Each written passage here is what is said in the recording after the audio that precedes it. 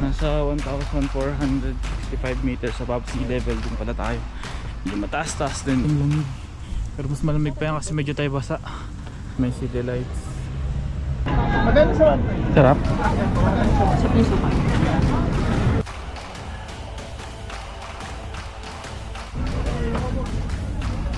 Ano tayo sa fog? Fountain? Sa loob? Ah, doon yung banda yung fountain eh. Hmm? Ha? Takot ka?